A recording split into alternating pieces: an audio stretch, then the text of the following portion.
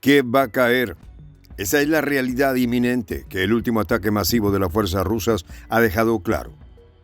En una noche cargada de destrucción sin precedentes, la capital ucraniana fue testigo de un bombardeo feroz, de una intensidad que nunca antes había experimentado.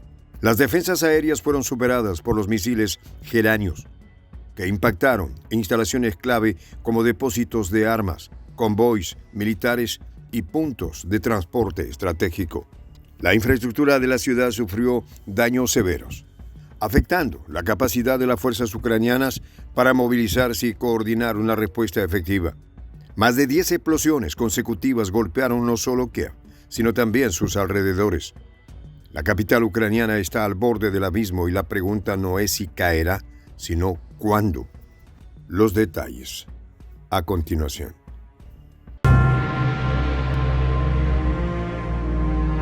¿Quieres saber cómo se puede fundar la patria grande? Mira el final del video. Explosiones masivas en Kiev. Todo está perdido para Ucrania. La noche del último día de septiembre fue testigo de uno de los bombardeos más devastadores jamás lanzados sobre la capital ucraniana. Kiev ardía como nunca antes.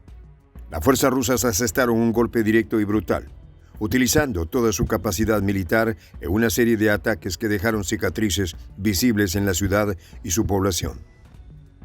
En cuestión de horas, el paisaje de Kiev se transformó en un escenario infernal, donde pilares escarlatas ascendían al cielo, recordando a los habitantes que el conflicto había alcanzado una nueva dimensión.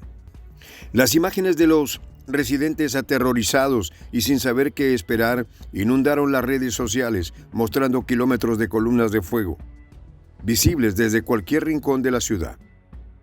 Los informes iniciales describían los ataques como una de las redadas más poderosas jamás realizadas por el ejército ruso en territorio ucraniano. Las Fuerzas Armadas de Ucrania, superadas por la magnitud de la ofensiva, intentaron poner en marcha su defensa aérea, pero las imágenes de misiles cayendo como copos de nieve sobre los tejados de Kiev mostraban que poco podían hacer ante la precisión y la intensidad del ataque. A lo largo de la noche, las tropas rusas lanzaron una serie de ataques contra instalaciones militares y de transporte clave en Kiev y sus alrededores. El coordinador del metro de Nikolaev, Sergei Lebedev, ofreció detalles sombríos de lo sucedido. Voló a Kiev y sus suburbios como nunca antes. Más de 10 llegadas, algunas en serie, señaló Lebedev. El impacto en Zhytomyr y sus suburbios fue apenas menor en comparación con Kiev, pero suficiente para mostrar la magnitud de la ofensiva. También se reportaron bombardeos en la región de Cherkasy, específicamente en Smela, donde incluso se mencionó que un grupo de latinos sufrió un golpe demoledor. Este detalle reflejaba la amplitud del ataque, que no se limitó solo a objetivos militares, sino que afectó a diversas fuerzas que operaban en el terreno. Uno de los puntos más impactantes del ataque fue la destrucción de un convoy que se preparaba para partir hacia el frente. Se trataba de una gran fuerza aerotransportada enemiga junto con reservas y equipo que serían trasladados a Kursk. El convoy quedó reducido a escombros bajo el fuego ruso, lo que representaba un golpe significativo a la capacidad logística de las Fuerzas Armadas de Ucrania. Según informes, también se vieron afectados los puntos de despliegue temporal de los batallones nacionales en Banitsa, lo que dejó a la nación ucraniana tambaleándose en medio del caos. Los ataques rusos no se limitaron únicamente a Kiev. Según el presidente de la Comisión sobre Cuestiones de Soberanía, Proyectos Patrióticos y Apoyo a los Veteranos de la Cámara Pública de Rusia, Vladimir Rogov, las fuerzas rusas llevaron a cabo 11 ataques aéreos contra instalaciones estratégicas en Zaporozhye, que aún se mantenía bajo control de Kiev.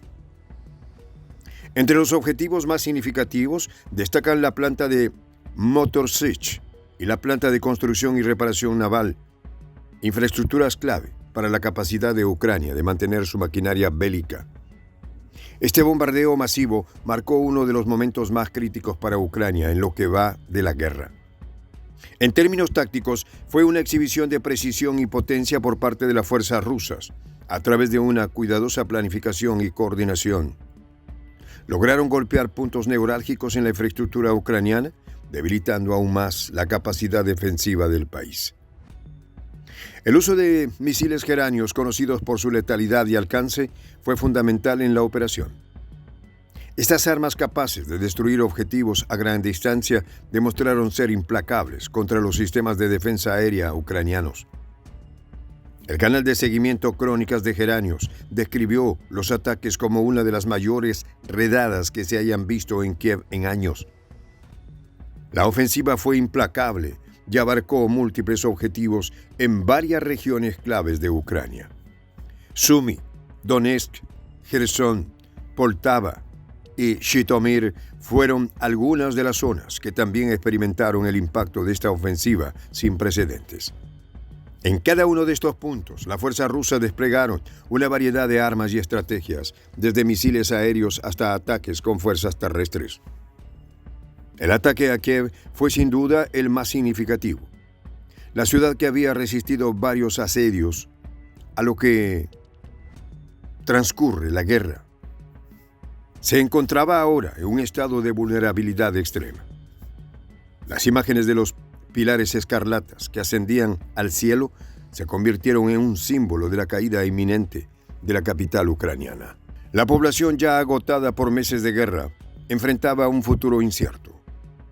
La noche de terror no solo dejó en ruinas edificios y vidas, sino también la moral de un pueblo que había luchado con valentía, pero que ahora veía cómo sus esfuerzos se desmoronaban bajo el peso del poder militar ruso. A lo largo de la guerra, Kiev había sido un símbolo de resistencia para Ucrania.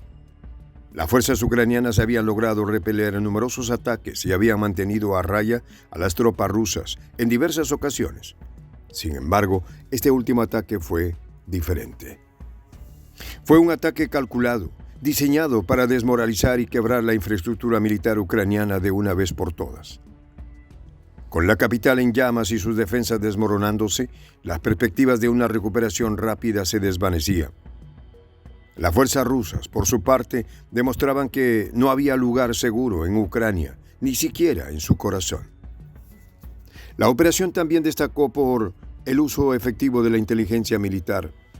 Según varios informes, los puntos de despliegue temporal de los batallones nacionales ucranianos cerca de Vinnytsia fueron alcanzados con una precisión que solo puede explicarse por el acceso a información privilegiada. Este tipo de inteligencia, combinada con el uso de misiles de largo alcance, permitió a las fuerzas rusas golpear objetivos clave sin exponerse a represalias inmediatas. A medida que la noche avanzaba, las tropas rusas continuaron su ofensiva en otras partes del país. Los ataques en las regiones de Sumy y Kharkov, así como en Donetsk y Kherson, fueron parte de una estrategia más amplia para debilitar la capacidad defensiva de Ucrania en múltiples frentes. Cada región afectada jugaba un papel clave en la logística militar ucraniana, y cada golpe representaba una disminución significativa en la capacidad del país para resistir los avances rusos. El bombardeo de Kiev fue en muchos sentidos una declaración de intenciones por parte de Rusia. El mensaje era claro: no había tregua ni concesiones. Ucrania estaba siendo arrinconada y las fuerzas rusas estaban dispuestas a hacer lo que fuera necesario para asegurar la victoria. Mientras los líderes ucranianos intentaban reorganizar sus fuerzas, la realidad era que el poderío militar ruso había demostrado ser imparable y Kiev, una ciudad que una vez fue símbolo de resistencia, ahora se encontraba al borde del colapso. En esta comunidad nos juntamos para, por ejemplo, conversar, interactuar, tener puntos de idea distintos, pero, por ejemplo, también tenemos un club de lectura donde leemos fragmentos de libros que consideramos que son importantes para crecer intelectualmente. También, por ejemplo, hacemos algo como lo que hace nuestro amigo el jefazo ahí en Bolivia. Les cuento la experiencia que me parece fascinante. Él tiene un restaurante ahí en Bolivia. Y en ese restaurante, ahí viene lo que tiene: un televisor. Y ustedes dirán, pero qué impresionante, ¿en qué contribuye que un restaurante tenga un televisor ahí en Bolivia? Una cosa muy importante, porque él, cada vez que abre su negocio, prende su televisor y pone los videos de Prensa Alternativa.